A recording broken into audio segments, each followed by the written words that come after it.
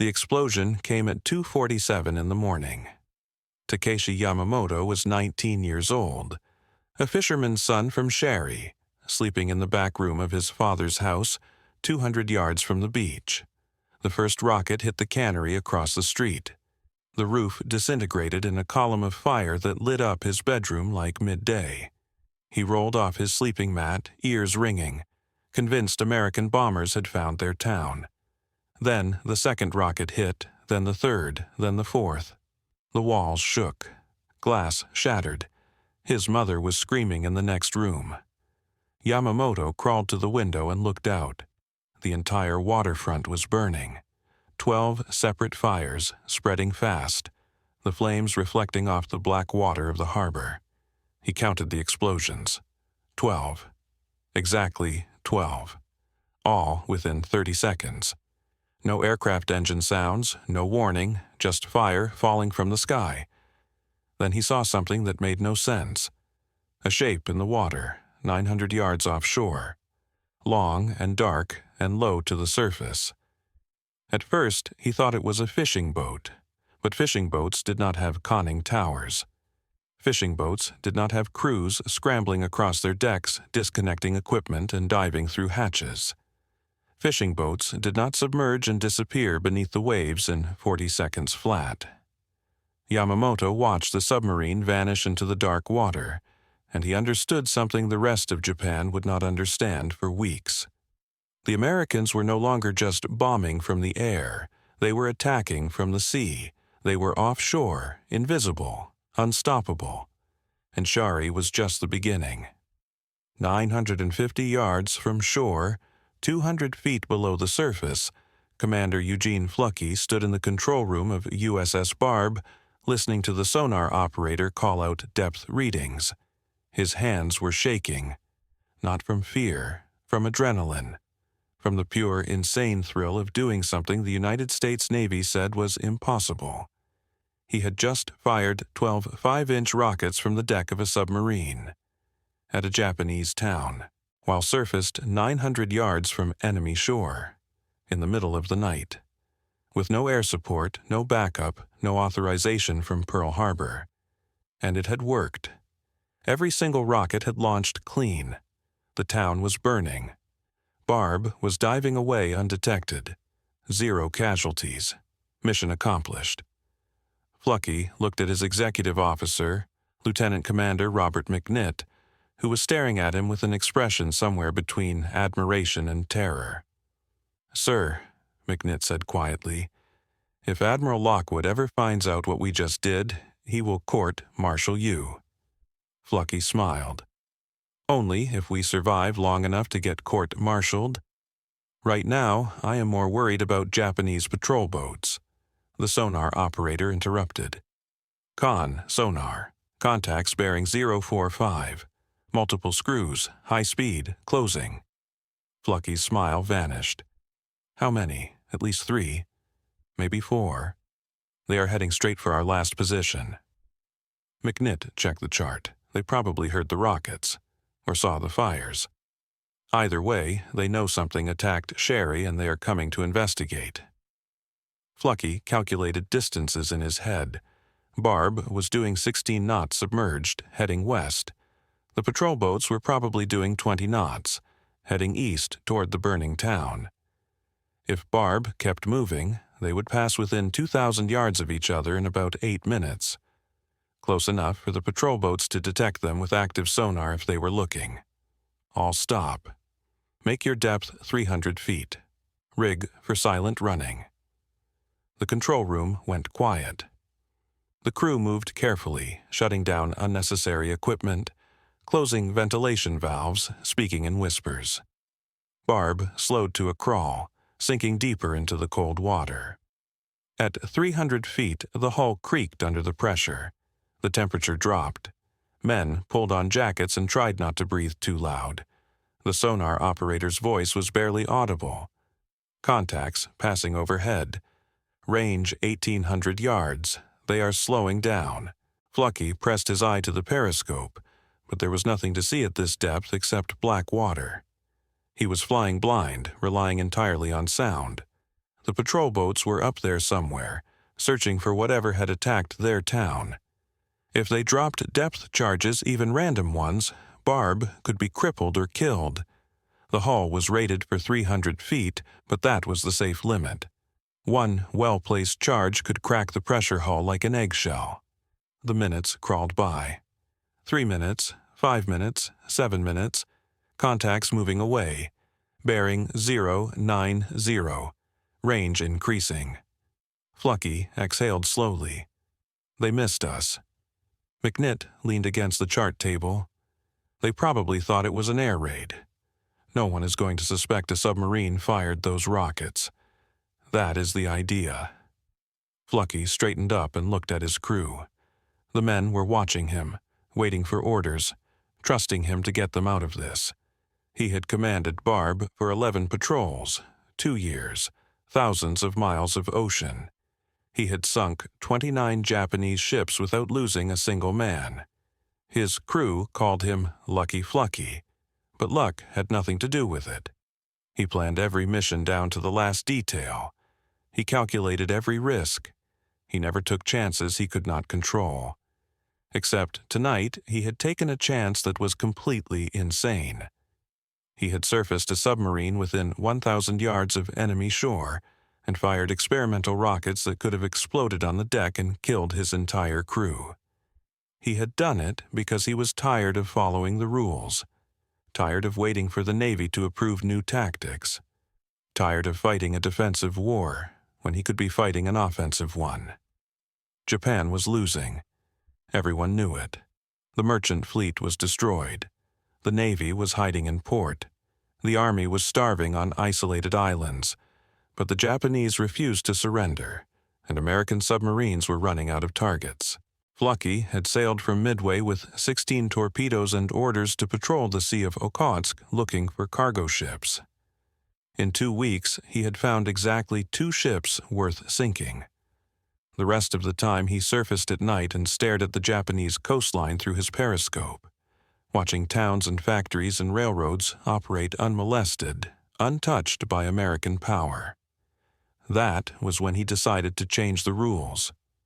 The rocket launcher had been his idea. He had seen the weapon demonstrated at Midway in May, a 5-inch rocket designed for anti-aircraft use. The Navy was testing it as a defense against kamikaze attacks. Flucky had looked at the launcher and thought, this could work on a submarine. Not for air defense, for shore bombardment. Mount 12 launchers on the forward deck, surface at night, fire at coastal targets, dive before anyone knew what happened. The Navy said no. Submarines did not conduct shore bombardment. That was the job of destroyers and cruisers. Submarines hunted ships. They stayed hidden. They did not announce their presence by firing rockets at enemy towns. Flucky ignored the Navy. He found a sympathetic engineer at the Midway repair facility who agreed to weld the rocket launchers to Barb's deck in exchange for 3 bottles of whiskey and a promise not to mention his name in any official reports. The installation took 6 days. The test firing took another week. By the time Barb left Midway on June 8th, Flucky had 12 rocket launchers bolted to his deck and 100 rockets stored in the torpedo room. Admiral Lockwood, commander of the Pacific Submarine Fleet, had no idea. Flucky planned to tell him after the patrol, after he proved the concept worked, after he showed the Navy that submarines could do more than sink cargo ships. And now he had proved it. The rockets worked. The tactics worked. Barb had just attacked a Japanese town and escaped without a scratch. The problem was, Flucky did not want to stop. He had 88 rockets left. He had 16 torpedoes. He had a crew that trusted him completely, and he had an idea that made the rocket attack look cautious. He was going to land men on Japanese soil. He was going to blow up a railroad, and he was going to do it before anyone at Pearl Harbor could tell him no. But first, he needed to find the right target. Resume normal depth, course 270. Full speed, we are going north. McNitt studied the chart. North puts us along the Karafuto coast. There is nothing up there except fishing villages and forest. Exactly. No major bases, no patrol boats, and most importantly, a railroad that runs right along the shore. I saw it 3 days ago through the periscope. Single track, regular traffic. Supply line connecting the northern ports to the southern bases. Sir, we are a submarine. We sink ships. We do not blow up railroads. Flucky looked his executive officer in the eye. We used to be a submarine that only sinks ships. Now we are a submarine that fires rockets at towns. Tomorrow we might be a submarine that lands commandos on enemy beaches. The war is changing, McNitt. We need to change with it.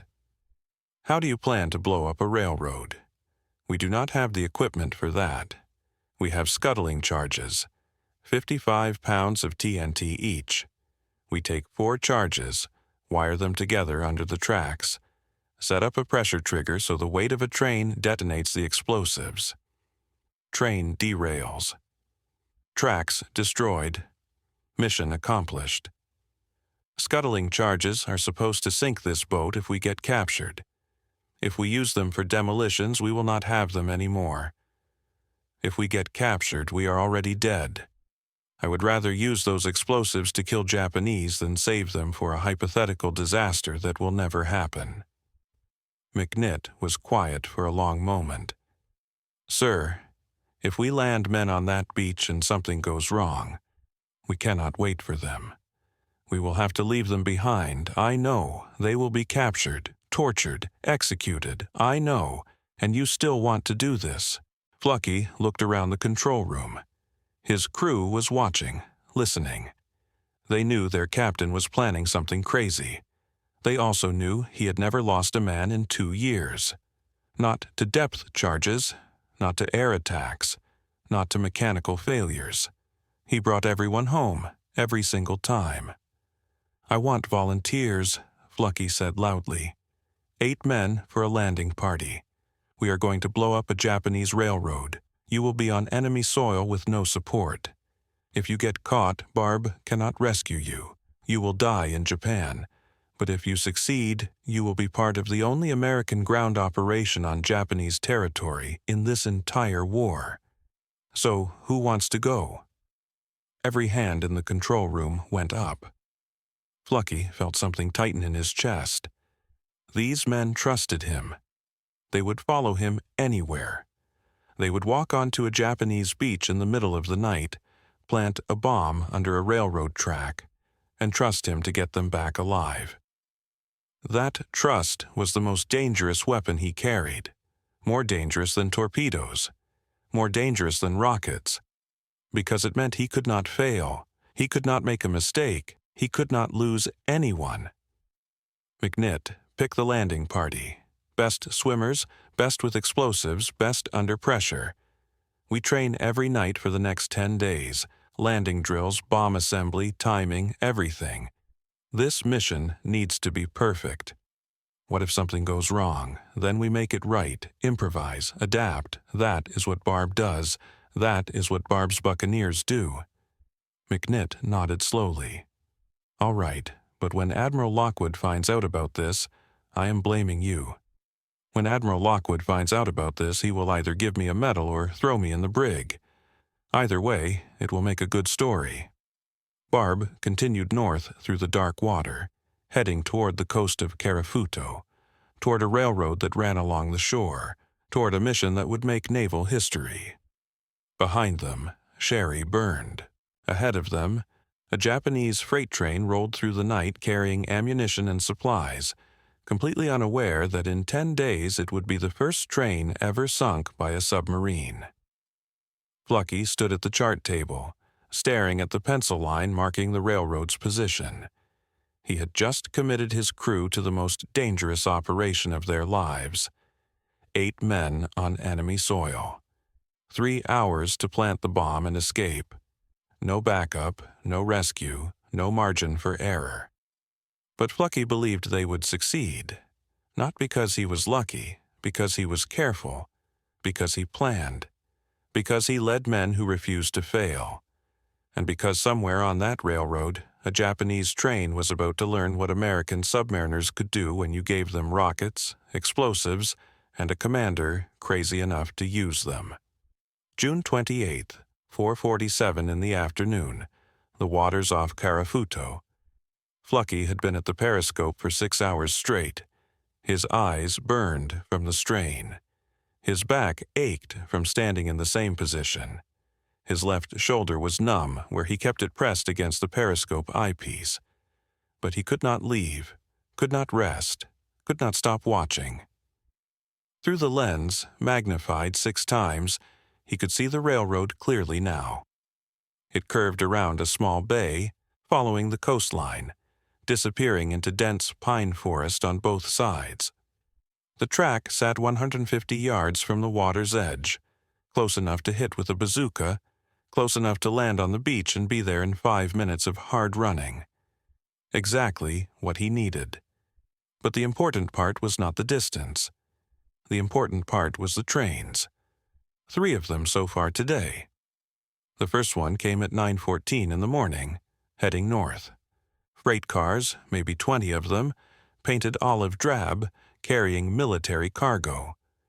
Japanese guards sat on top of the cars with rifles. Flucky watched it pass through his periscope and timed it. 14 seconds to traverse his field of view. Speed approximately 25 miles per hour. Predictable, regular, perfect. The second train came at 2:37 in the afternoon, heading south. Passenger cars this time, civilians visible through the windows, families going somewhere, mothers holding children. Flucky watched them pass and felt nothing. In 4 months of war patrol, he had learned not to feel. Civilians were civilians, but they were also Japanese, and Japanese were the enemy. If they died, it was regrettable but necessary. That was how the war worked. The third train came at 7:52 in the evening, heading north again. Tanker cars, maybe 18 of them, probably carrying fuel for the Japanese bases in the northern islands. Flucky watched them pass and calculated. If those tanks were full, one good explosion would create a fire that would burn for hours. He lowered the periscope and turned to McNitt, who was standing nearby with the chart table. This is the target. Mark it. Latitude, 48 degrees, 22 minutes north. Longitude, 141 degrees, 18 minutes east. 3 trains in 1 day. Regular schedule, predictable routes. This is where we land. McNitt made notes on the chart. How long until the landing? 10 days. We need that much time to train, to build the detonator, to prepare the explosives. That is a long time to stay in this area. Japanese patrol boats operate along this coast. They will eventually detect us. Then we stay silent and stay deep. Sonar watch at all times. Ultra quiet. Nobody moves unless absolutely necessary. McNitt looked at his captain. You are really going to do this. You are really going to land men on a Japanese beach and blow up a train. Flucky met his gaze. Unless you have a better idea for how to spend the next 2 weeks. McNitt had no better idea. The next 10 days were the strangest of the war for the crew of USS Barb. By day, the submarine operated in ultra-quiet mode, creeping along the Karafuto coast at 2 knots, periscope up, Flucky watching the railroad like a hawk watching prey. He observed every detail, the exact position where trains slowed down before entering a long curve, the exact position where the track was most exposed, furthest from any nearby town or military base, the exact pattern of patrol frequency. There was a Japanese coastal patrol that passed through the area roughly every 6 hours. If they landed when a patrol had just passed, they would have almost 6 hours before the next one came through. Enough time to plant the bomb and escape. But it had to be perfect. By night, the crew trained.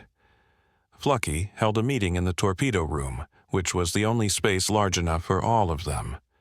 16 men sat on the deck, listening while McNitt described the mission in clinical detail. 8 men would go ashore. 2 would stay with the inflatable boats as security. 6 would move inland to the railroad. 2 of those 6 would dig beneath the tracks.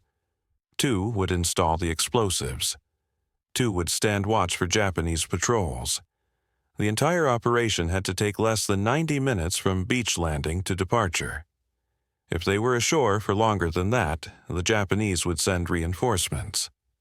If they were ashore longer than 2 hours, the next patrol boat would detect them. For the first 5 nights, they practiced swimming. Flucky had rubber rafts thrown off the deck in the middle of the night. The men practiced launching them, paddling them, controlling them in the current. Most submarine crews never touched water during combat. These men would spend 30 minutes swimming through Black Ocean to reach an enemy beach, and when they got there, they had to be dry enough and alert enough to plant explosives and escape. On the 6th night, they practiced the landing itself. Flucky took Barb to periscope depth 500 yards from the Carafudo coast and launched the boats, 8 men per boat. 2 boats, slipping through the dark water, paddling quietly, approaching a beach that was not defended by Japanese because nobody in the Japanese military thought Americans would be crazy enough to land there.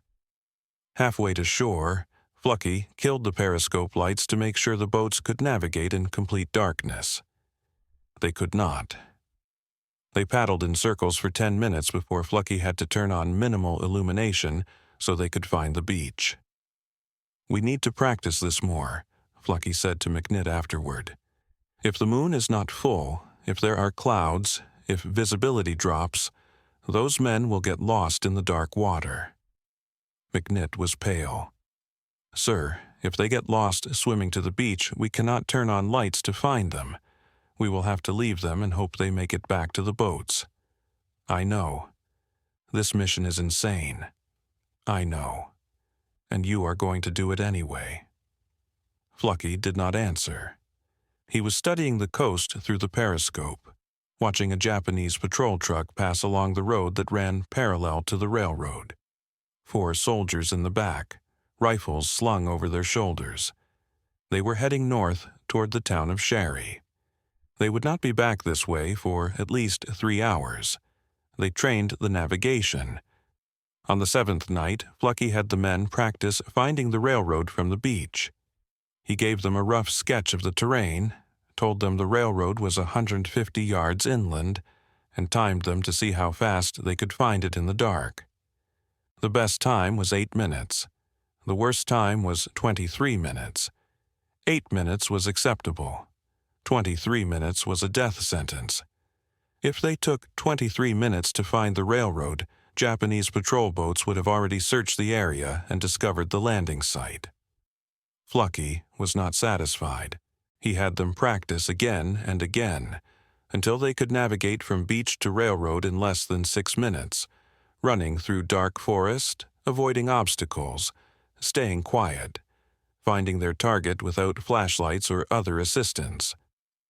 On the 8th night, they practiced the explosives assembly. In the torpedo room, Flucky had laid out 4 scuttling charges on the floor. Each one was a rectangular block of TNT, 55 pounds, wrapped in waterproof material, marked with red stenciling that said, "Explosives and keep away from fire." 4 charges meant 220 pounds of explosives total, enough to crater the railroad and derail any train that passed over the detonation point. Bill Hatfield was the electronics technician, 24 years old, from Ohio, quiet and precise, the kind of man who could disassemble a radio and rebuild it blindfolded.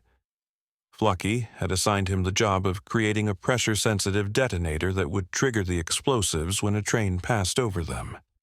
The problem was, scuttling charges did not have timers or pressure triggers.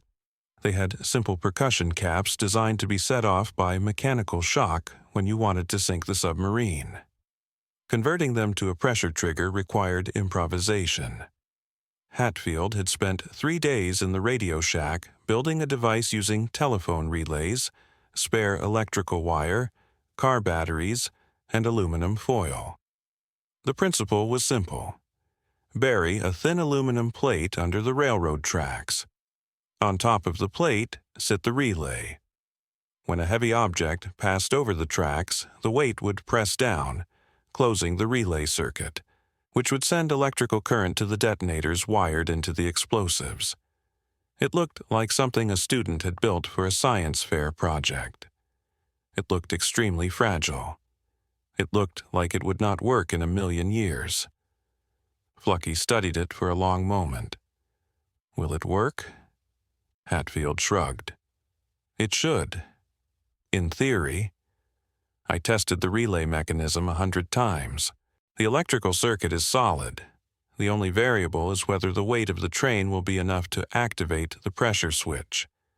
How heavy does the train need to be? Maybe 30 tons, maybe 40 tons. The Japanese freight trains are usually 50 tons or heavier, so yes, it should work, not will work, should. Sir, I am an electronics technician, not an explosives engineer. I am doing the best I can with the equipment we have available. Flucky nodded. You are doing fine. Build 2 of these, identical. We will use one primary detonator and one backup. If the first one fails, the second one will trigger. Hatfield looked pale. You want me to build another one? I want you to build 2 more. If the primary fails, we need a backup. If the backup fails, we need another backup. By the 9th night, the detonators were ready. 2 identical devices, tested multiple times, as reliable as any improvised bomb could be. Flucky had them waterproofed in plastic cases and packed them carefully in padded boxes marked fragile. Then came the explosives installation practice. The crew practiced digging beneath railroad tracks in a mock setup created in the empty torpedo room.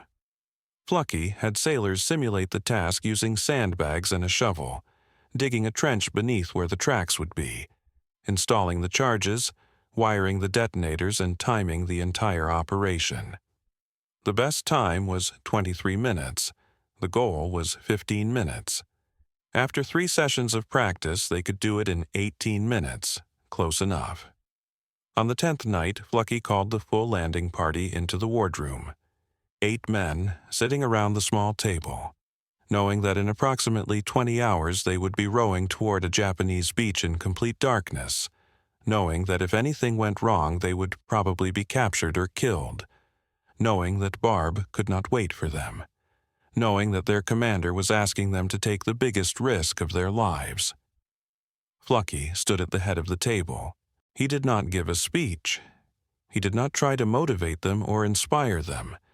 He just looked at each man in the eye and spoke plainly. Tomorrow night, we execute this mission. You are the best men this submarine has. You are the men I trust with my life every single day we are at sea. Tomorrow I am asking you to trust me with your lives on enemy soil. If something goes wrong, if we get discovered, if Japanese patrols find us, I will not be there to help you. You will be on your own. Some of you might not come back. Some of you might not survive this night. You have the right to decline. No shame, no punishment, just tell me now and we abort the mission. Nobody said anything. Flucky waited. He gave them time to speak. He looked at each face around the table. McNitt, his executive officer. Hatfield, the electronics technician.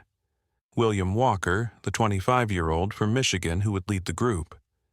Herbert Hayes, the strongest swimmer, the one who would carry the heaviest explosive charges.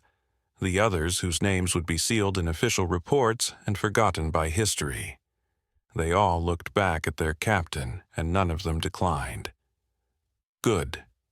McNitt, you have command of the boat while I am ashore. If anything happens, if Japanese patrol boats attack, if we are discovered, you take Barb deep and you run. You do not wait for us. You do not come back for us. You get this submarine and this crew back to Midway and you tell Admiral Lockwood what happened. Is that understood?" McNitt nodded. "Understood, sir." Flucky had lied. He was not going ashore. The Navy regulations were clear. Commanding officers did not land with commando parties. It was too risky. If the commander was captured or killed, it would be a disaster for intelligence purposes. Flucky would stay aboard Barb and wait for the landing party to return. But for a moment, just a moment, he had wanted them to believe he was going with them, that he was sharing the risk, that they were not alone. They knew it was a lie. They also knew it meant he cared about them enough to want to be there. Flucky turned to William Walker. "You are in command on the beach. Your mission is to plant the explosives beneath the railroad tracks at the pre-marked location. You have 90 minutes maximum, no longer. If you are not back to the boats in 90 minutes, I will assume you have been compromised, and I will take Barb down, and we will leave." "Is that understood?" "Yes, sir." "We will be back in 90 minutes. If you encounter Japanese patrols, you do not engage unless absolutely necessary. You do not use weapons unless you are in immediate danger of capture. We want this operation to be completely silent. No shooting, no noise, no evidence that Americans were even here." Walker nodded. "Silent. Understood." Flucky looked at each man one more time. "Tomorrow night, you become the first American soldiers to land on Japanese soil since the war began. You blow up a train, you strike the homeland, and then you come home."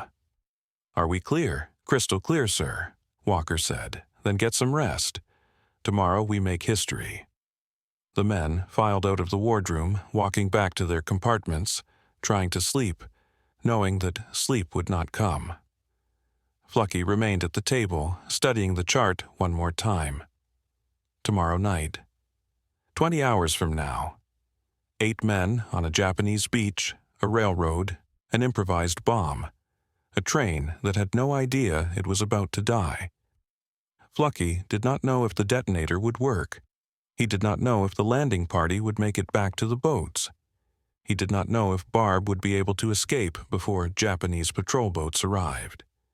He did not know if the mission would succeed or if it would end with 8 dead Americans and a catastrophic loss of operational security. But he knew one thing. After tomorrow night, nobody could say submarines were just torpedo boats. After tomorrow night, everybody would understand that USS Barb was something different. USS Barb was an invasion force. USS Barb was a special operations platform. USS Barb was the future of submarine warfare. And tomorrow night, when the first train in history was sunk by a submarine crew, the war would change forever.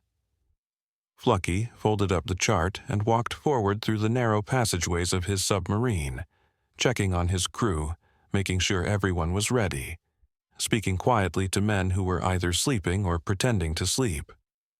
The submarine moved through the dark water at 2 knots, silent, invisible, waiting for dawn and waiting for darkness, and waiting for the moment when 8 men would row toward a beach and try to do the impossible. The sonar operator called out a contact. "Merchant vessel, bearing 030, distance 8,000 yards heading north. Slow moving, probably carrying supplies." Flucky considered ordering the men to launch a torpedo. One more ship sunk, one more victory, one more entry in the record books. But he did not. Tomorrow the record books would show something even more impressive than another sunk merchant ship. Tomorrow, USS Barb would sink a train. July 23, 1945. 03 hours. The entire submarine was silent except for the creak of hundreds of tons of steel bending under pressure and the dull, rhythmic thump of every heart on board. 8 men stood in the forward escape hatch, crammed together, already sweating despite the cold, the iron tang of fear and salt water thick in the air. No one spoke. Bill Hatfield, the electronics technician, clutched the detonation circuit. 2 days before, he'd nearly destroyed it in a panicked drop when a toolbox slipped while he was fitting wires. He still couldn't forget that sound on the deck, the jangle that almost condemned the mission. He'd worked 2 hours, hands trembling, to dry every circuit and rebuild the switch. He checked it for the 15th time, feeling the weight of Plucky's confidence and the possibility of letting down the entire crew. Somewhere in the dark, someone coughed, a strangled, nervous sound. Commander Flucky's face was the last thing they saw as the hatch opened. He had never felt more aware of their lives, his decision, his responsibility. No medals would matter if they didn't come back. He thought of the letter he had hidden in his cabin, written after a midnight radio intercept 3 days before. Admiral Lockwood's warning sat in his mind. "Eugene, you lose even one man on a stunt like this, and you're finished." Plucky pressed his hand to Walker's shoulder, just once. "Get everyone back." In rubber boats, riding low and almost invisible, the men paddled for the surf. A patrol boat searchlight swept the horizon behind them, but veered away, missing them by 100 yards. No one breathed for 30 seconds. One wave nearly flipped the lead raft, and in that heart-stopping moment, Hatfield's pack slipped from his shoulder into the black water. He dove after it. A full minute underwater, lungs screaming, thrashing in silence, before he surfaced, choking, grabbing the pack. Hayes, the strongest swimmer, hauled him in, already cold, teeth chattering. But the detonator was intact. They beached the boats without speaking, yanking them up beyond the tide line, hearts hammering, legs shaking. Walker, in the lead, gripped his rifle. Hayes and Hatfield behind. Explosives and wire lashed awkwardly to their backs. The forest pressed in, Japanese pines crowding the sky, blocking what little starlight there was. For 5 minutes, they saw or heard nothing. Then, 200 yards up the railbed, a lantern flashed, with officers, 2 men, speaking Japanese, pausing to relieve themselves by the side of the tracks. The Americans dropped prone, faces in the dirt, mud in their mouths. Walker could see the silver edge of a bayonet in a wavering lantern beam. Sweat pooled down his spine, hands gripping the trigger so tight his knuckles hurt. The Japanese sentries talked, oblivious, and moved on. Then the group crawled, inch by slow inch, until the sentries had disappeared into the dark. The boys knew, if they had been discovered, if a shot had been fired, none of them would have gotten out alive. Setting the explosives was agony. Hatfield's hands were numb, knees soaked in mud as he spliced together the wires. Hayes and another sailor dug with their trench knives. Sweat poured off their faces, and every root was one more minute lost. In the middle of their feverish digging, Walker hissed as something sharp cut into his palm. He stuck the bleeding hand into the earth and kept digging. 16 minutes in, a train whistle sounded in the distance, and panic shot through every man. Were they too late? The detonator was barely in place as William Walker pressed the heavy slab of TNT into the shallow hole, and Hatfield frantically packed the wires under the track, hands shaking uncontrollably. A false connection. The relay didn't close. Hatfield muttered a curse, ripped out the wire, and with one flick of his knife, stripped another strand of insulation with fingers slick with blood. He prayed. Hayes whispered, "Now, now, now." The circuit sparked, armed. Get out now." They didn't run. They crawled, half falling, branch slashed and soaking, back toward the slope. Suddenly, a light flared by the rails. A Japanese civilian, maybe out for firewood, stepped almost directly onto the soft earth that now hid 220 pounds of explosives. The group tensed, muscles locked. But the man passed by, mumbling, swinging a lantern. Seconds later, he was gone. Reaching the beach, the men struggled to haul the boats over the sand, arms burning, lungs raw, half the party having left blood and skin on tree roots and rocks. Walker didn't realize until they pushed off that his hand left a smear of blood on the hull. Hatfield sat silent, shivering and empty, hands clamped over the detonator switch until the others forced him to let go. Back aboard Barb, Flucky was on deck with night glasses. 2 patrol boats still quartered the surface half a mile away. In the dim light he read faces. Exhaustion, relief, terror hidden behind grins. Everyone was present. No casualties. In the control room they waited. Time ticked agonizingly. 3:10 a.m., nothing. 3:13 a.m., Hatfield fretted the weak battery would fail. 3:14. A deep, distant rumble echoed through the sub, faint but distinct, then a shattering concussion that vibrated the hull. Water trembled. Walker let out a ragged laugh, gripping the chart table with his one good hand. They had done it. Periscope up. Flucky spun it in a slow arc, picking out distant flames through heavy smoke and blowing sand. The Japanese would find chaos. 16 cars off the rails, mangled steel, smoke billowing into the sky. A few fires burned at the tangled wreck. No way to know the full number of enemy dead. Hatfield slumped in the corner, shaking, eyes glistening with tears he would never admit to. Hayes clapped him on the shoulder, voice rough. "You saved us all, you crazy bastard." No one in the room doubted it. Below decks, the rest of the crew broke into exhausted cheers, the tension finally evaporating. Some cried, some swore, some just held each other in the darkness. On the bridge, Flucky stared out at the ruined horizon and felt the bone-deep weight of what they had just accomplished. He felt no triumph, only relief and a desperate urge for sleep. He whispered so only the wind could hear. Never again. USS Barb slunk away in silence, heading for deep water, leaving behind the only scar of American boots and American explosives on Japanese soil. The flag they sewed for the next patrol would bear a new symbol. Not a ship or a plane, but a train. The war rolled on. No one on Barb would ever be the same.